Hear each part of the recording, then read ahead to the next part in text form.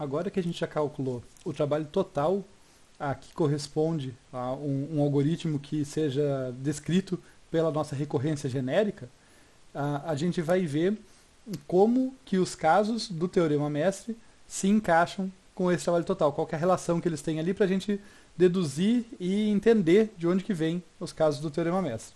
Para começar, vamos reproduzir aqui a nossa fórmula do trabalho total que a gente calculou. Então nós temos que T de n vai ser menor ou igual que C vezes n elevado a d vezes a soma dos termos de uma PG, de uma progressão geométrica, que começa em 0, tem log de n na base b termos, e tem razão a sobre b elevado a d, aqui, tudo isso que vai ser elevado a j, então a razão é a sobre b elevado a d. Tá? Destacando aqui essa razão que ela é super importante. Vamos ver então como se relacionam os casos do teorema mestre com esse trabalho total. O primeiro caso do teorema mestre afirma alguma coisa sobre a resolução da recorrência quando A é igual a B elevado a D. Vamos ver então por que ele pode afirmar alguma coisa. O que acontece com a nossa fórmula quando A é igual a B elevado a D?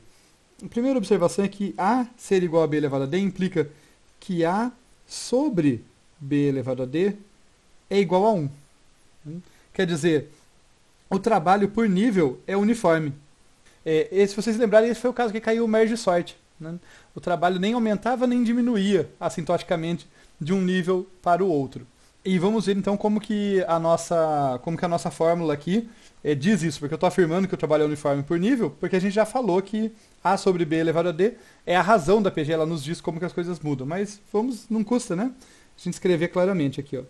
Então T de n é igual a C vezes n elevado a D, vezes o somatório de A sobre B elevado a D aqui, isso aqui é elevado a J, para J variando de 0 até log de n na base B. Acontece que isso aqui, nesse caso, é igual a 1. Nesse caso, tá, gente? No caso 1 aqui do teorema. Se ele é igual a 1, quando a gente tiver o 1 elevado a j vai dar sempre 1, né? Então, no fundo, aqui eu estou somando log de n na base b mais 1, porque eu começo no 0, parcelas iguais a 1. Então, isso aqui vai ser igual a c vezes n elevado a d vezes log de n na base b e mais 1 aqui. Notem que log de n na base b, 1 mais log de n na base b, é exatamente o número de níveis. Tá? Então, eu tenho aqui que o meu trabalho total vai ser c vezes n elevado a d vezes o número de níveis.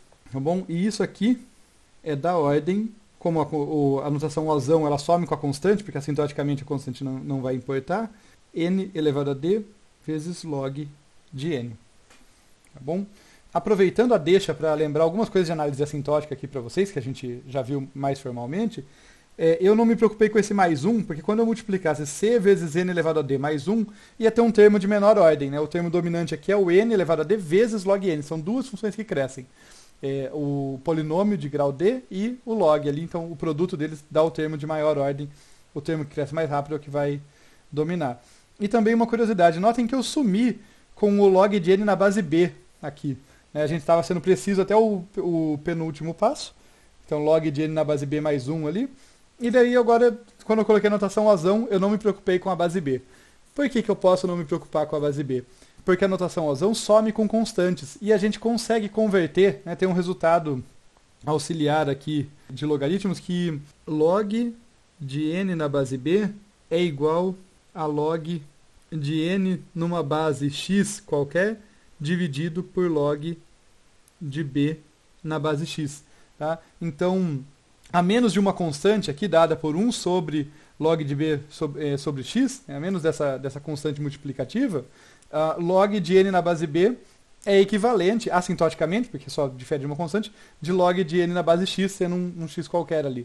Tá? Então, por conta desse resultadozinho auxiliar, que a gente não precisa se preocupar com a base quando eu coloco a notação assintótica aqui. Então, da ordem de n elevado a d vezes log de n. Tá legal, esse foi o primeiro caso, que é o mais fácil, né? E só para lembrar dele de modo mais intuitivo, se A sobre B elevado a D é igual a 1, o trabalho é uniforme por nível, como a gente já citou aqui, e, portanto, T de n vai ser o número de níveis vezes o trabalho por nível, né? Já que o trabalho não cresce nem diminui. Notem, inclusive, que esse trabalho, para saber o trabalho por nível, nesse caso que é uniforme, a gente sabe o trabalho no primeiro nível, né? No primeiro nível tem o n grandão lá, e ele está multiplicado por uma constante c e elevado a d, a um certo polinômio. Esse é o trabalho no primeiro nível, quando a sobre b, a é igual a b elevado a d, esse trabalho se mantém uniforme, então vai ser esse trabalho distribuído ao longo de log de n níveis, portanto multiplicado por log n dá o trabalho total. Tá bom? Esse foi o caso 1 do teorema mestre. Vamos ver o caso 2, quando a é menor do que b elevado a d. Nesse caso, de novo, a gente vai construir a razão aqui para enxergar, né? Eu vou passar o b elevado a d dividindo aqui, e nós vamos ter então que a sobre b elevado a d é menor do que 1. Tá? Se ele é menor do que 1, nós temos uma PG lá, aquele somatório dos termos de uma progressão geométrica da nossa PG. Aquela PG tem razão menor do que 1, então a gente sabe que ela vai tender a uma constante. Tá? Ou, de outra forma mais intuitiva aqui, o trabalho diminui por nível. E ele vai acabar sendo dominado pelo trabalho do primeiro nível. Tá? Claro que a gente não vão acreditar na minha palavra para isso, a gente vai fazer a continha aqui. Mas é isso que vai acabar acontecendo. Então vamos colocar aqui nosso t de n é igual a c vezes n elevado a d vezes o somatório de j igual a 0 elevado a log de n na base b de a sobre bd elevado a j. Se eu quisesse fazer a conta de modo mais simplificado, eu simplesmente argumentaria que como isso aqui é menor do que 1, a gente está no caso em que isso aqui é menor do que 1, a gente tem que esse somatório todo tende a uma constante. Eu nem me preocuparia com qual constante, porque no fim eu vou ter uma notação assintótica, e daí o trabalho todo seria da ordem de n elevado a d. Vocês vão ver que é nisso que vai chegar mesmo, mas eu vou ser um pouco mais matematicamente preciso aqui. Vamos resolver essa continha aí, ou pelo menos próximo disso. Né? Vamos chegar num nível de precisão bem legal disso aí. E como que eu vou fazer isso? Bem, aqui eu tenho a soma dos termos de uma PG e eu vou lembrar vocês que, dada a PG ali, se a razão de uma PG é menor do que 1, o que a gente tem? A gente tem que a soma de Q elevado a J para J de 0 até mais infinito, tá? Eu não estou preocupado com o termo final porque tende a uma constante, como eu falei. De J até mais infinito é menor ou igual do que 1 sobre 1 menos Q. Claro que vocês podem deduzir, inclusive, vocês podem verificar que essa fórmula, que a fórmula está correta usando indução. Tá? Um jeito de provar a soma dos termos de PG é usando indução matemática. Mas aqui, acreditem em mim, é isso que vai acontecer quando eu somar os infinitos termos, eles convergem para 1 sobre 1 menos Q, nunca passam disso.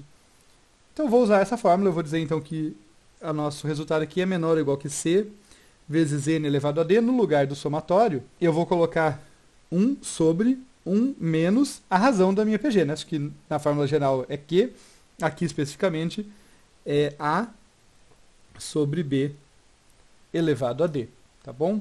Vai dar esse termo aqui.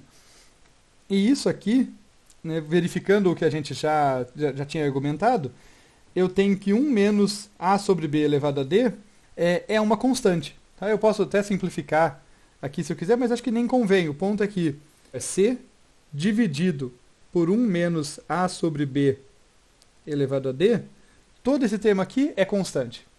Tá? Eu não estou dizendo que é o jeito mais bonito de apresentá-lo. Tá? É claro que a gente poderia simplificar, mas não tem necessidade. O importante é entender que isso aqui tudo é constante em relação a n, não varia com relação a n. Tá?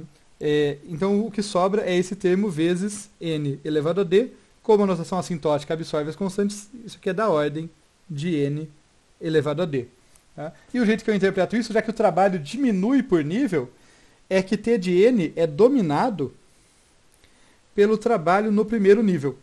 Então o trabalho do primeiro nível vai ser o maior de todos, no segundo vai ser um pouco menor, no terceiro um pouco menor, no fim, ao somar tudo isso, vai dar uma constante. Ainda que eu tenha muitos níveis, como a gente viu aqui, a soma dos termos de uma PG converge para uma constante, ainda que eu tenha infinitos níveis. O trabalho vai caindo muito rapidamente ao longo dos níveis. Então, chegamos aqui no segundo caso do teorema mestre, destacar aqui, né, se A é igual a B elevado a D, o primeiro caso, o resultado é da ordem de n elevado a D vezes log n. Se A é menor do que B elevado a D, a gente vai ter uma razão menor do que 1 e nós vamos ter que T de n aqui vai ser da ordem de n elevado a D. Está faltando o terceiro caso, a gente vai ver no próximo vídeo.